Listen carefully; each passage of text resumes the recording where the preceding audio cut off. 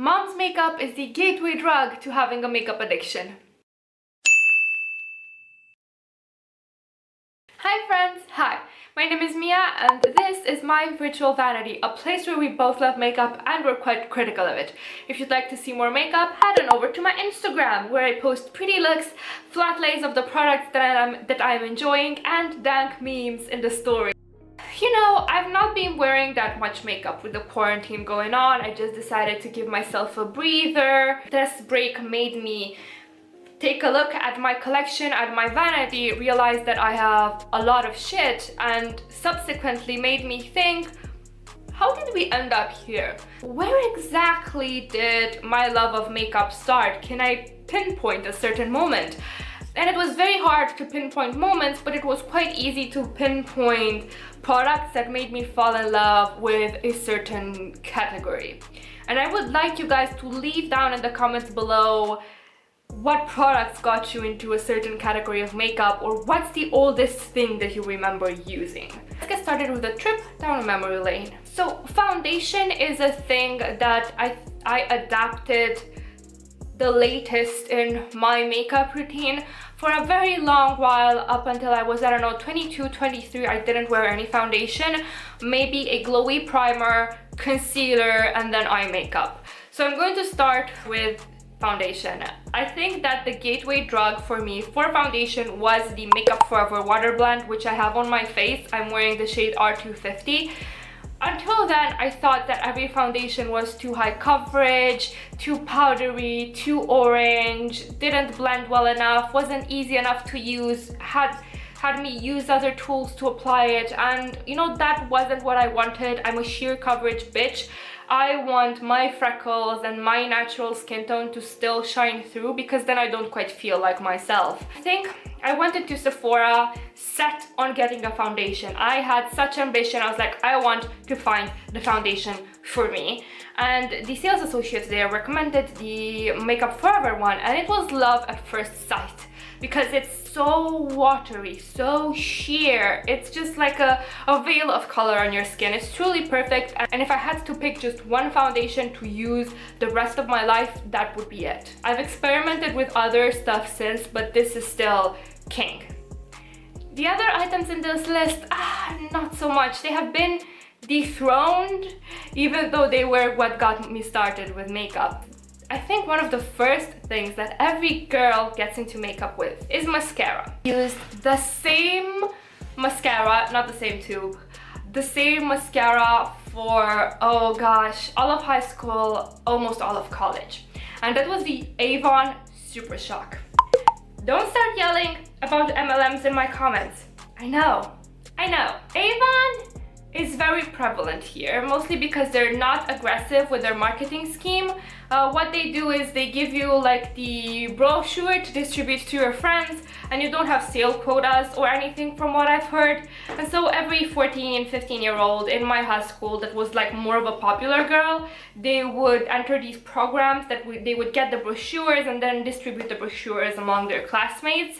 And that was most Romanian girls' first touch with buying makeup for themselves through those Avon brochures, which at the time in the early 2000s had very low prices. They've become pricier now from what I've heard, but at the time the price was low enough that you could save your pocket money for like a week or two and you could get yourself a nice mascara and maybe a lipstick or something.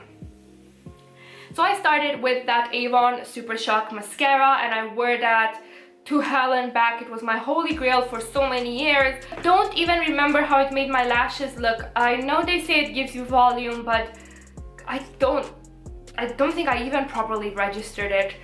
When I was 14, up until I was 16, 17, my signature look was panda eyes, and I was emo because it's not a phase, mom. And joke's on me because I'm 26 and I still have depression. It was like lots of mascara, that Avon Super Shock I mentioned earlier, and lots of black pencil. And up until I got out of college, so up until 6 years ago, until I discovered something that was a bit different, a bit softer, my holy grail was the Ada pencil, and I'm not even sure if this brand exists outside of Romania, but they have multi-use pencils that you can use on the lips, on the eyes, wherever the hell you want, and they were like 1 leu at every corner store makeup kiosk ever. And 1 leu in US dollars would be, I don't know, a third of a dollar, so basically dirt cheap. I would just smear that thing, very thick lined, all over the upper lid, angle it up, and then on the lower lash line, and I looked like a raccoon. Still a good look on me. It made my eyes look nice, it made my eyes look feline. I would redo the look now, but I can't be bothered with just taking off all of that black pencil. I can't be bothered right now. I just cannot. But for a long while, Super Shock, the Ada pencil, and some concealer, can't even remember the brand, those were the shit. And in high school I started experimenting with lipstick, and I got into liquid lipstick because I think that was what was fashionable. At the time there was this brand called Aura. I don't know how they pronounce it. It kind of depends on the country of origin, I think. I think they're still out there, but I've not seen them in stores for years at this point. And they had these very moussey liquid lipsticks that in hindsight they kind of remind me of the NYX Soft Matte lip creams. And I had like a pink, I had a red, I had a darker color. I used those to death till they dried out. Eyeshadow. So in high school I stole from my mother the purple quad. I don't remember the brand.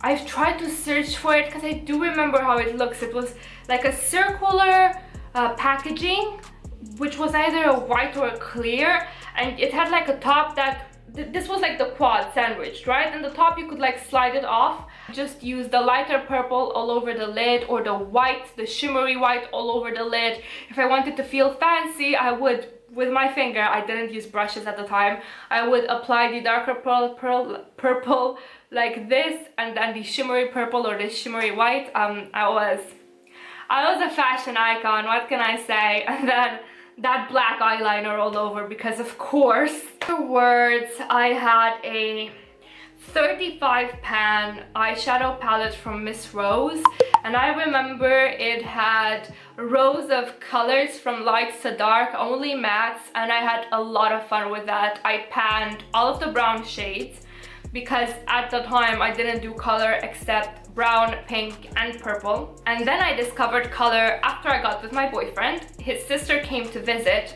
She lives in Sweden with her husband, and she brought me, what is it called? Viva la Vida, I think. It's a local brand, and she brought me one of those big eyeshadow palettes with a lot of foiled shimmery colors, and they were so creamy, so buttery, so pigmented. I loved the shit out of that palette until I dropped it and shattered most of the shades. Another palette that got me into eyeshadow was the Makeup Revolution Neutrals versus Neutrals, which was the first palette that I got on my own in college, or a bit past college, I believe. Kind of blurs everything together after a certain point. That sparked my love and joy for rosy neutrals, and eventually I started buying more Makeup Revolution. Got some colorful palettes from them, some dupe palettes, lipstick, glosses, blushes, highlighters, a lot of stuff. And I feel that if it weren't for that palette that maybe discovered Makeup Revolution, I probably wouldn't have had the interest and variety of makeup that I have now. Speaking of Makeup Revolution, the item that got me into highlighter was the Makeup Revolution Peachy Pink Kisses. I wanted a highlighter because everybody on YouTube was talking about it, but I couldn't find anything proper in our drugstores or at the metro kiosks. Fun fact about Romania, in our metro stations, you always invariably have at least 1 or 2 stores that sell makeup, accessories, hair stuff, even sometimes like slippers and scarves, and it's a lot of fun. They're almost always like knockoff Asian Chinese makeup, like not even the proper brands. There are some proper brands there, like Miss Rose, Mace, Beauty Glaze you can find there. What else? Ruby Rose, Golden Rose, Flormar you can find there sometimes. So this is like a mix of legitimate stuff and stuff that is obviously a knockoff created God knows where, which is a bit of a mixed bag. That's where I would get most of my makeup until I discovered the pearly gates of Sephora and until our drugstores started actually selling good stuff. Anyway, I digress.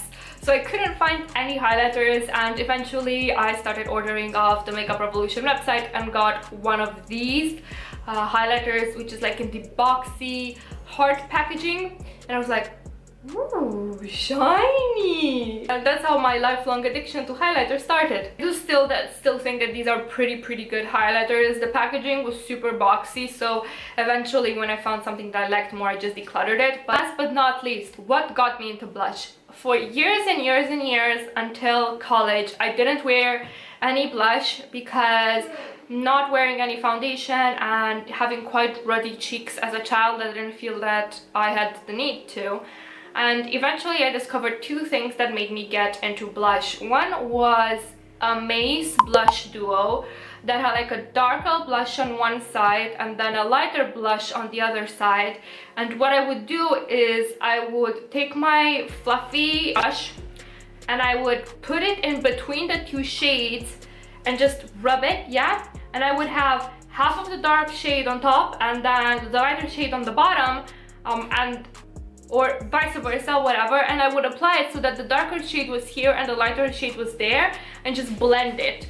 Which in a way I think it was like a very primitive form of highlighting, but I really liked how dimensional it made my face look. Actually, I bought a Flormar blush, which I'm wearing right now, shade Romantic Salmon or Salmon Pink, something like that. I repurchased it, it's not that old. It's a testament of how good it was that I can still wear it, and it's a rosy pink that is quite universal for my skin tone, goes with every look. It just makes my face look a bit more flushed, a bit rosier without giving any particular sort of harsh color that would force me to match my eye look with it. And you can imagine my love for it because I did repurchase it and it sits in my vanity even today. So yeah, that was a trip. It made me revisit times when all of my makeup just sat in one makeup bag and I didn't have like a full IKEA Alex drawer setup for it. No regrets though.